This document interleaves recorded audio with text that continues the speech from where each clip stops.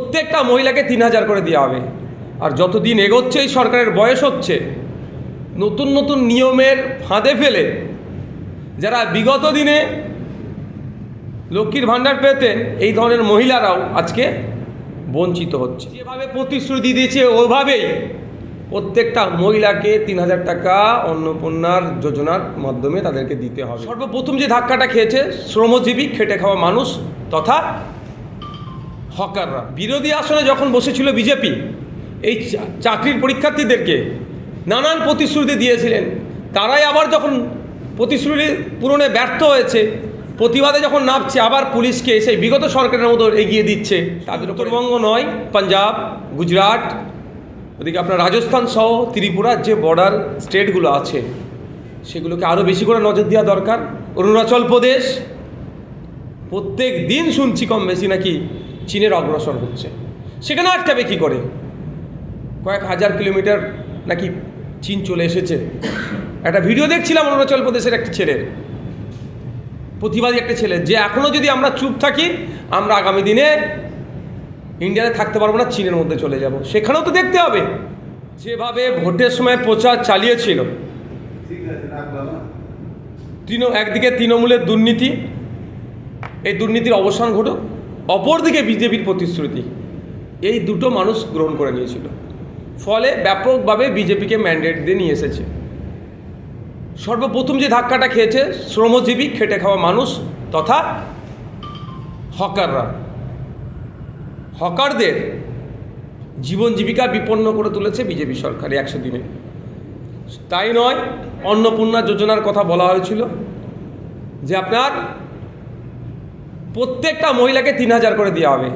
আর যতদিন এগোচ্ছে এই সরকারের বয়স হচ্ছে, নতুন নতুন নিয়মের ফাঁদে ফেলে যারা বিগত দিনে লক্ষ্মীর ভাণ্ডার পেতেন, এই ধরনের মহিলারাও আজকে বঞ্চিত হচ্ছে। 200 ইউনিট বিদ্যুৎ বিনামূল্যে দেওয়ার কথা বলেছিল প্রতিশ্রুতিপত্রতে, 100 দিনে সেটাও কার্যকারিতা করতে পারেনি। ওর পরিবর্তে সোলার লাগানোর নিদান দিচ্ছে। শুধু তাই নয়, বছরে যে 5 বছরে যে চাকরির টার্গেট রেখেছিল সম্ভবত 1 কোটি পার ইয়ার, তাহলে কত করে হচ্ছে? এবছরে বাজেটে 1 লক্ষ চাকরির কথা উল্লেখ করলেও এখনও পর্যন্ত সেইভাবে আমরা দেখতে পেলাম না। কোনো নোটিফিকেশন জারি করেছেন, অর্থাৎ এখানেও একটা ধোঁয়াশার মধ্যে থাকছে। শুধু তাই নয়, বিগত দিনে যারা ওয়েস্ট বেঙ্গল পুলিশ থেকে শুরু করে টেট 2022, 2023 আরও যেগুলো নিয়োগ প্রক্রিয়া যেগুলো থমকে আছে, সে নিয়েও কোনো উচ্চবাচ্য করতে দেখা গেল না। বিরোধী আসনে যখন বসেছিল বিজেপি, এই চাকরির পরীক্ষার্থীদেরকে নানান প্রতিশ্রুতি দিয়েছিলেন। তারাই আবার যখন প্রতিশ্রুতি পূরণে ব্যর্থ হয়েছে, প্রতিবাদে যখন নামছে, আবার পুলিশকে সেই বিগত সরকারের মতো এগিয়ে দিচ্ছে তাদের উপরে, তাদেরকে ধরে আটকানোর জন্য। শুধু তাই নয়, চমকের রাজনীতি চলছে। আর উন্নয়ন শুধু দেখানো হচ্ছে, বিশেষ এক সম্প্রদায়কে আক্রমণটাকে এদের উন্নয়ন বলে দেখানো হচ্ছে। 100 দিনের সরকার যথেষ্ট টাইম পেয়েছে, কিন্তু যেভাবে এগিয়ে যাওয়ার কথা ছিল বা যেভাবে প্রতিশ্রুতিপত্রতে তারা নিজেদেরকে এগিয়ে নিয়ে যাওয়ার কথা বলেছিল, সেই পূরণে ব্যর্থ। এবার আমি বিরোধী বিধায়ক হিসাবে এগুলো বলবই। আমার থেকে ভালো বলতে পারবে শহরে চলে যান, গিয়ে তাদেরকে জিজ্ঞাসা করুন জল যন্ত্রণা কতটা কমেছে, যেটা শহরের সব থেকে 5টা সমস্যার মধ্যে অন্যতম একটা, জল যন্ত্রণা কতটা কমেছে তারা বলবে। গ্রামে চলে যান, গ্রামের রাস্তাঘাট থেকে শুরু করে পানীয় জলের যে সমস্যা কতটা দূরীভূত হয়েছে, আমার থেকে ভালো গ্রামের মানুষ বলতে পারবে। অন্নপূর্ণা ভাণ্ডার না পেয়ে বেশ কিছু মহিলা দেখা যাচ্ছে বিভিন্ন জেলায় একদম সরাসরি রাস্তায় নেমে বিক্ষোভ দেখাচ্ছে। দেখুন, আমি প্রত্যেকটা ডেমোক্রেটিক ওয়ে যে প্রোটেস্ট হয় সেগুলোকে আমি স্বাগত জানাই। আমি সেখানে ফিজিক্যালি না থাকতে পারলে মেন্টালি থাকি। কথা হচ্ছে, প্রতিশ্রুতি দিয়েছিলেন যখন বিরোধী আসনে বসেছিল বিজেপির পক্ষ থেকে। বিজেপি এখন শাসকের আসনে বসেছে, প্রতিশ্রুতি পূরণে ব্যর্থ হয়েছে, ফলে মানুষ প্রতিবাদ জানাচ্ছে। আমি একটা কথা হাউসের মধ্যে বলেছি, আজকেও বলছি, যে সার্ভে করা হোক, যারা পুরুষ নাকি অভিযোগ পুরুষ অনেক ঢুকে বসে আছে, কত আছে, তাদের বিরুদ্ধে অ্যাকশন নেওয়া হোক, তাদেরকে বাদ দিয়ে যেভাবে প্রতিশ্রুতি দিয়েছে ওইভাবেই প্রত্যেকটা মহিলাকে 3,000 টাকা অন্নপূর্ণার যোজনার মাধ্যমে তাদেরকে দিতে হবে, এটা আমার দাবি। সরকার বসে স্কুলের শিক্ষকরা মহার্ঘ কথা পাচ্ছে না, পক্ষে তারা কোর্টে গেছে, যেটা দেওয়ার কথা ছিল গভর্নমেন্ট বলেছিল আমাদের একবার কথা। দেখুন, ক্ষমতায় আসার আগে বলেছিল কেন্দ্রীয় সমাহারে দিয়ে দেবো মহার্ঘ ভাতা, ক্ষমতায় আসলো, বাজেট দেখলাম, সেখানে একটা পার্সেন্টেজ ইনক্রিজ করার কথা বললো এবং লং টাইম দিল, এতদিন পরে দেবো। কিন্তু আমরা বারবার বলেছিলাম যে কেন্দ্রীয় সমাহারে দিতে হবে এবং সুপ্রিম কোর্টে যে নির্দেশনা আছে সেটা দিতে হবে। আজকে সেটা পুরনো ব্যর্থ হয়েছে, সেজন্য যেতে বাধ্য হচ্ছে সরকারি কর্মচারীরা। চিনির দাম হুড় করে বাড়ছে, নিত্য প্রয়োজনীয় দ্রব্য হচ্ছে চিনি, গত এক সপ্তাহে 20 টাকা দাম বেড়ে গেছে। দেখুন, বিশেষজ্ঞরা বলছে যেভাবে ইথানল তৈরি হচ্ছে, ফলে কোনো না কোনো জায়গায় চিনি উৎপাদন কম হয়ে যাচ্ছে, সেই জন্য এর ইম্প্যাক্টটা চিনির উপরে পড়ছে। সমস্যা হচ্ছে এই যে ইথানল নিয়ে তাহলে দুরকমভাবে আমরা আক্রান্ত হচ্ছি। E20 দ্বারা আমাদের গাড়িগুলো নষ্ট হচ্ছে, একভাবে আক্রান্ত হচ্ছে। দ্বিতীয় হচ্ছে চিনির দাম বেড়ে যাচ্ছে, ওখানে আমরা মার্কেটিং প্রাইস হাইক হয়ে যাচ্ছে, জোড়া দাম আমাদের কিনতে হচ্ছে। সরকারের কাজটাই কি? জনগণকে একটু সুযোগ সুবিধা বেশি করে দেওয়া, মার্কেটকে কন্ট্রোল করা, ভারতবর্ষের নাগরিক যারা আছেন, বাংলার নাগরিক যারা আছেন, তাদেরকে এই যে নিত্য প্রয়োজনীয় জিনিসগুলো আছে সেই দামটা আন্ডার কন্ট্রোল রাখা। তার পরিবর্তে কি দেখছি, একের পর এক দাম বেড়ে যাচ্ছে, কন্ট্রোল তো দূরের কথা, বকলমে দাম বেড়ে যাওয়ার কারণেই এই বিজেপি হয়ে দাঁড়াচ্ছে। মুখ্যমন্ত্রী ডাকলে তিনি আসতেন না, ফলে দেশের স্বার্থ বিকৃত হল।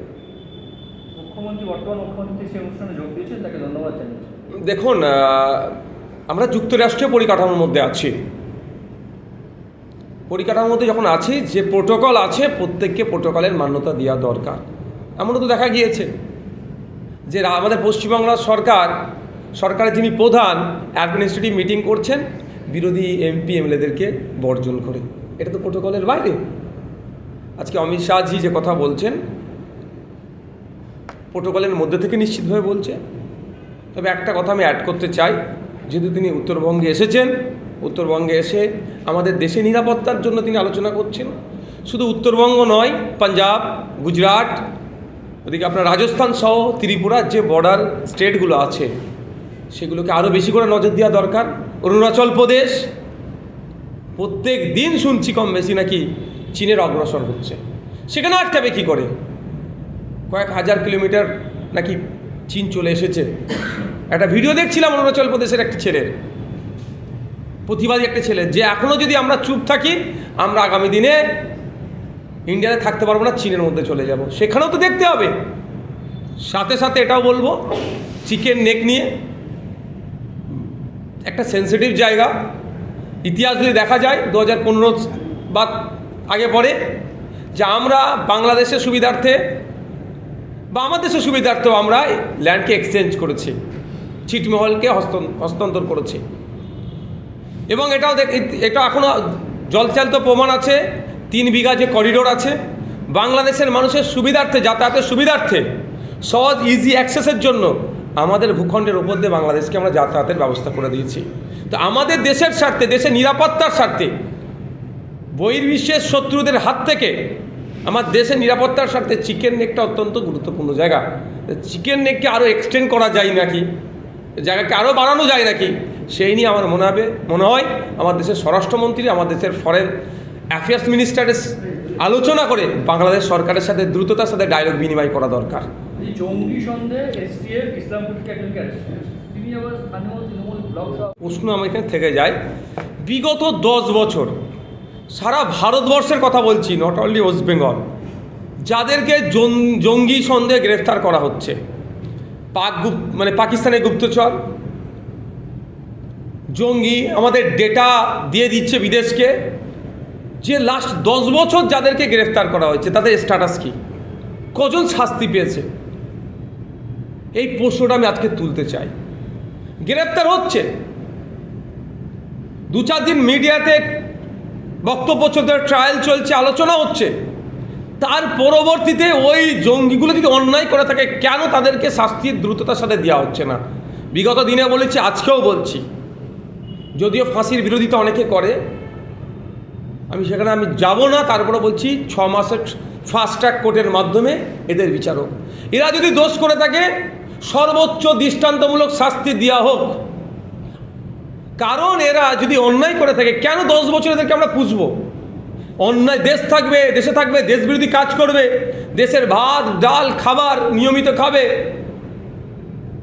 কেন আমরা এদেরকে পুষবো? এদেরকে সর্বোচ্চ শাস্তির ব্যবস্থা হোক।